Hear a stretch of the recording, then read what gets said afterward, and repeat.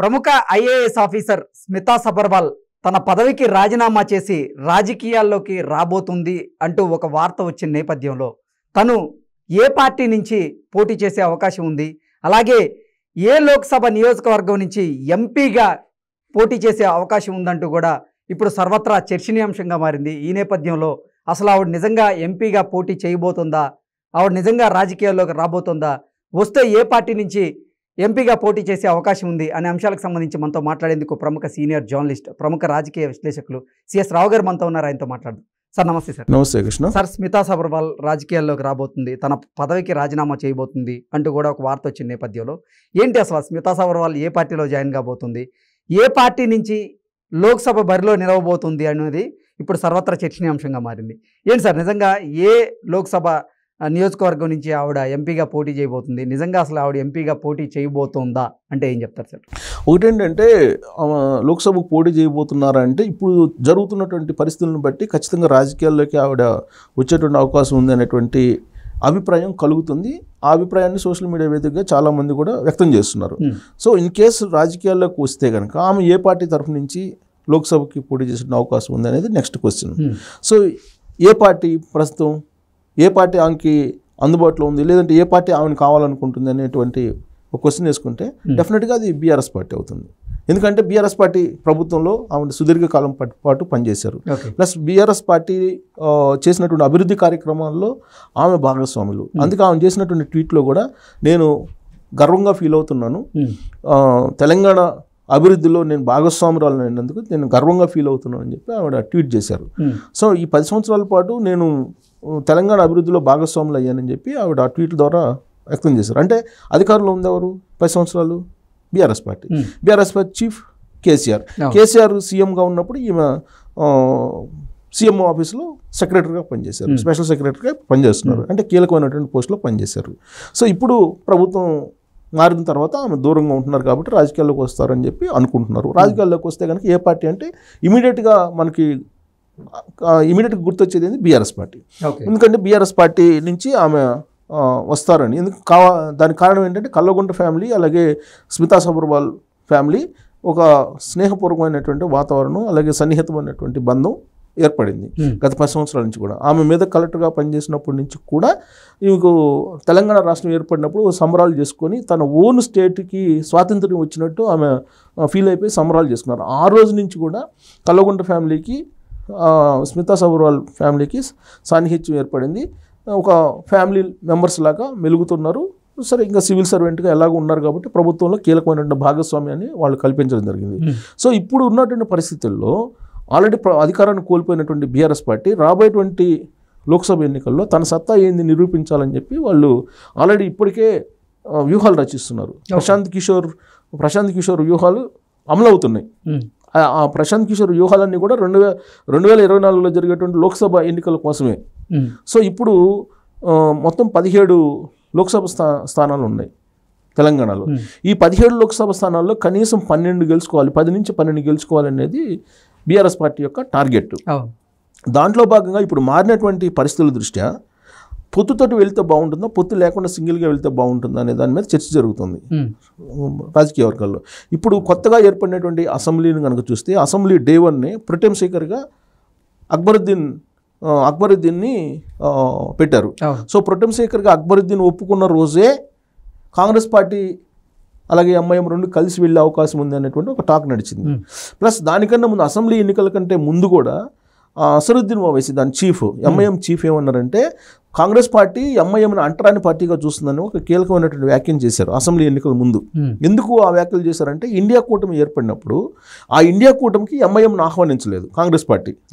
కారణం ఏంటంటే ఎంఐఎం అనేది బీజేపీకి తెర వెనుక సహకారం అందిస్తుంది కాబట్టి ఆ పార్టీని మనం ఇండియా కూటమిలో చేర్చుకోకూడదు అనేటువంటి ఉద్దేశంతో ఇండియా కూటమి సమావేశాలకి ఎంఐఎం పార్టీని ఆహ్వానించలేదు. అప్పుడు ఆ సందర్భంగా అంటరాని పార్టీగా ఎంఐఎం చూస్తుంది కాంగ్రెస్ పార్టీ అనేటువంటి వ్యాఖ్య చేశారు. అయితే ఇప్పుడు యాక్చువల్గా అసెంబ్లీ ఎన్నికల ముందు వరకు ఒక వాతావరణం, అసెంబ్లీ ఎన్నికల తర్వాత మరొక వాతావరణం కనిపిస్తుంది. అసెంబ్లీ ఎన్నికల ముందు వరకు ఏంటి, గత 10 సంవత్సరాల నుంచి సహజమిత్రుడిగా కొనసాగింది బీఆర్ఎస్ పార్టీకి ఎంఐఎం. ఓకే, కర్ణాటక అసెంబ్లీ ఎన్నికలు, తెలంగాణ అసెంబ్లీ ఎన్నికలు చూసిన తర్వాత ఇక బీఆర్ఎస్ పార్టీతో ఉంటే కనుక నష్టపోతాము అనేది ఒక అభిప్రాయానికి ఎంఐఎం వచ్చేసింది. ఎందుకు వచ్చింది అంటే దానికి కారణం కూడా లేకపోలేదు. హైదరాబాద్ లోక్సభ పరిధిలో ఉండేటువంటి అసెంబ్లీ నియోజకవర్గాల్లో అసెంబ్లీ ఎన్నికల సందర్భంగా వచ్చినటువంటి ఓట్లను కనుక చూస్తే రాబోయేటువంటి ఎన్నికల్లో హైదరాబాద్ లోక్సభ స్థానం నుంచి అసదుద్దీన్ ఓవైసీ కూడా గెలవడం అనేది కష్టంగా ఉంది అనేటువంటి అభిప్రాయం ఆ ఓట్లు పోలైనటువంటి ఓట్లు ఎంఐఎంకి వచ్చినటువంటి ఓట్లను కనుక చూస్తే అర్థమవుతుంది. ఎంబీటీ అనేటువంటి ఇంకో పార్టీ ఉంది ముస్లిం ఆధ్వర్యంలో. సో ఆ ఎంబీటీకి ఎక్కువ వచ్చినాయి ఓట్ బ్యాంకు. సో కాబట్టి దాంతో అసదుద్దీన్ ఓవైసీ పునరాలోచనలో పడిపోయాడు. పునరాలోచనలో పడి బీఆర్ఎస్ పార్టీతో కనుక వెళ్తే మునిగిపోతాము, రాబోయేటువంటి లోక్సభ ఎన్నికల్లో హైదరాబాద్ స్థానం నుంచి మళ్ళీ గెలవాలంటే కనుక డెఫినెట్గా కాంగ్రెస్ పార్టీతో కలిసి వెళ్ళాలి అనేటువంటి ఒపీనియన్కి వచ్చారు. అసెంబ్లీ ఎన్నికలు అయిపోయిన తర్వాత జరిగినటువంటి రివ్యూ మీటింగ్లో దాని కంటిన్యూషనే ప్రొటెం స్పీకర్గా అక్బరుద్దీన్ని ఎంపిక చేసుకున్నారు. సో ప్రొటెం స్పీకర్గా అక్బరుద్దీన్ ఎంపిక చేసుకున్న మరుక్షణం నుంచి రాబోయేటువంటి లోక్సభ ఎన్నికల్లో ఇండియా కూటమిలో ఎంఐఎం భాగస్వామ్యం కాబోతుంది. ప్లస్ లోక్సభ ఎన్నికల్లో తెలంగాణలో ఎంఐఎం కాంగ్రెస్ పార్టీ పొత్తు పెట్టుకోబోతుంది అనేది దాదాపుగా అన్ని రాజకీయ సర్కిల్స్లో వినిపిస్తుంది. సో అప్పుడు సింగిల్గా బీఆర్ఎస్ పార్టీ వెళ్తే నష్టపోతుంది, అలాగే సింగిల్గా బీజేపీ వెళ్తే నష్టపోతుంది. కాబట్టి బీజేపీ అలాగే బీఆర్ఎస్ రెండు పొత్తు పెట్టుకునేటువంటి అవకాశం ఉంది అనేది ఇప్పుడు తాజాగా వినిపిస్తుంది. అందుకే కేసీఆర్ బాత్రూంలో కాల్జారి పడిపోయిన వెంటనే మరుక్షణమే ఫస్ట్ రెస్పాండ్ అయింది ఎవరు? ప్రధానమంత్రి నరేంద్ర మోడీ ట్వీట్ చేశారు. ట్వీట్ చేసి త్వరగా కోలుకోవాలని చెప్పి. అంటే ఆ రెండు పార్టీల మధ్య సన్నిహితమైన సంబంధాలు ఏర్పడుతూ ఉన్నాయి. ఒకవేళ కనుక ఇటు కాంగ్రెస్ పార్టీ ఎంఐఎం పొత్తు కనుక కన్ఫర్మ్ అయిపోతే ఇక్కడ బీజేపీ బీఆర్ఎస్ పార్టీ వేరువేరుగా లోక్సభ ఎన్నికలకు వెళ్ళడానికి అవకాశమే లేదు. ఖచ్చితంగా రెండు పొత్తు పెట్టుకొని వెళ్తాయి. అప్పుడు పొత్తు పెట్టుకొని వెళ్ళినప్పుడు స్మితా సబర్వాల్ ఎక్కడి నుంచి పోటీ చేస్తారు అనేది అర్థమైపోద్ది. బీజేపీ వైపు నుంచి పోటీ చేస్తారా లేదా బీఆర్ఎస్ వైపు పోటీ చేస్తారా? బీఆర్ఎస్ వైపు నుంచి ఆమె పోటీ చేస్తారు. ఎందుకంటే ఆల్రెడీ బీఆర్ఎస్ పార్టీ తోటి కేసీఆర్ ఆహ్వానిస్తున్నారు, లేదా కల్వకుంట్ల ఫ్యామిలీ ఆల్రెడీ గతంలోనే అసెంబ్లీ ఎన్నికల ముందే ఆమె రాజకీయాలకు రావాలి అనేటువంటి ఒకటి ఏదో నడిచింది అనేది అప్పుడు ప్రగతి భవన్ వర్గాల్లో ఒక న్యూస్ వచ్చింది, ఒక గాసిప్ అనుకో న్యూస్ అనుకో ఏదో ఒకటి వచ్చింది. మొత్తానికి రాజకీయాలకు రావడానికి ఆమె సిద్ధపడితే కనుక బీఆర్ఎస్ పార్టీ వైపు నుంచి ఆమె పోటీ చేసే అవకాశం ఉంది. అది కూడా సికింద్రాబాద్ నుంచి పోటీ చేసే అవకాశం ఉంది. ప్లస్ అక్కడ నార్త్ ఓట్ బ్యాంక్, ప్రధానంగా నార్త్ ఓట్ బ్యాంక్ ఎక్కడ ఉందో అక్కడ ఆమె పోటీ చేసే అవకాశం ఉంది. లేదు ఈ రెండు పార్టీల అలయన్స్ అనుకో, బీజేపీ బీఆర్ఎస్ రెండు అలయన్స్ అయితే మల్కాజ్గిరి నుంచి పోటీ చేసే అవకాశం ఉంది. ఆ రెండు పార్టీలు ఒకటైతే కనుక అక్కడ విన్నింగ్ ఛాన్సెస్ ఉంది. అప్పుడు నిజామాబాద్ నుంచి కవిత పోటీ చేస్తుంది. సో సికింద్రాబాద్ నుంచి ఆల్రెడీ సిట్టింగ్ ఎంపీ ఉన్నాడు కాబట్టి ఎవరు? తలసాని శ్రీనివాస్ యాదవ్. లేదు అంత ఆ ఈక్వేషన్ పోతుంది స్మితా సబర్వాల్ వస్తే. సికింద్రాబాద్లో ఇప్పుడు సిట్టింగ్ ఎంపీ ఎవరున్నారు? కిషన్ రెడ్డి ఉన్నాడు. సో కిషన్ రెడ్డి యాస్టీస్గా బీజేపీ వైపు నుంచి పోటీ చేస్తారు. అలయన్స్ అయితే నేను చెప్పేది బీఆర్ఎస్ బీజేపీ రెండు అలయన్స్ అయితే మల్కాజ్గిరి నుంచి స్మితా సబర్వాల్ ఛాన్సెస్ ఉంటాయి. సికింద్రాబాద్ నుంచి సిట్టింగ్ ఎంపీ యాస్టీస్గా కిషన్ రెడ్డి పోటీ చేస్తారు. నిజామాబాద్ నుంచి కవిత పోటీ చేసే అవకాశం ఉంది అలయన్స్ అయితే. అలయన్స్ కాకపోతే మళ్ళీ ఈక్వేషన్ వేరేగా ఉంటుంది. అలయన్స్ కాకపోతే ఎక్కడ నార్త్ వాళ్ళు ఎక్కువ ఉన్నారో అక్కడికి స్మితా సబర్వాల్ని పంపించడం అవకాశం ఉంది ఇన్ కేసు ఆమె రాజకీయాల్లోకి వస్తే కనుక. సో అదంతా కూడా బీఆర్ఎస్ పార్టీకి సంబంధించినటువంటి పెద్ద ఆయన తీసుకునేటువంటి నిర్ణయాన్ని బట్టి ఆధారపడి ఉంటుంది.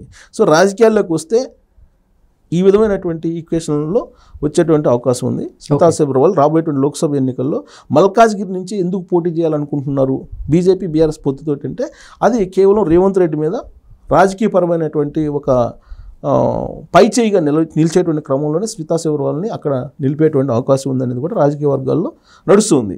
అంటే రేవంత్ రెడ్డి టార్గెట్. ఎందుకంటే రేవంత్ రెడ్డి ముఖ్యమంత్రి అయిన తర్వాత ఈమె వెళ్ళలేదు, అసెంబ్లీకి వెళ్ళలేదు, ప్లస్ సెక్రటరీకి కూడా వెళ్ళలేదు.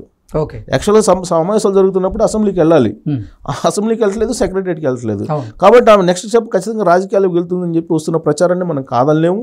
ప్లస్ ఒకవేళ రాజకీయాల్లోకి వస్తే మల్కాజ్గిరి నుంచి పోటీ చేసి రేవంత్ రెడ్డికే ఒక థ్రెట్ ఇచ్చేదానికి అవకాశం ఉందని చెప్పి వినిపిస్తూ ఉంది. సో రాబోయేటువంటి రోజుల్లో ఏం జరుగుతుంది అనేది చూడాలి. ఓకే, అయితే స్మితా సబర్వాల్ గారిని రాబోయే రోజుల్లో ఎంపీగా చూసే అవకాశం ఉందంటారు. అయితే ఇప్పుడు వస్తున్నటువంటి టాకు, దానికి సంబంధించినటువంటి బ్యాక్గ్రౌండ్, దానికి సంబంధించినటువంటి బలమైనటువంటి అంశాలు వీటన్నిటిని క్రోడీకరించి చూస్తే కనుక డెఫినెట్గా ఆమె రాజకీయాల్లోకి వచ్చే అవకాశం ఉంది. మల్కాజ్గిరి నుంచి పోటీ చేసి రేవంత్ రెడ్డి గ్రాఫ్ ఏదైతే ఉందో దాన్ని పడేదానికి ఆమె ప్రయత్నిస్తారని చెప్పి మనం భావించడానికి అవకాశం ఉంది. Okay sir, thank you.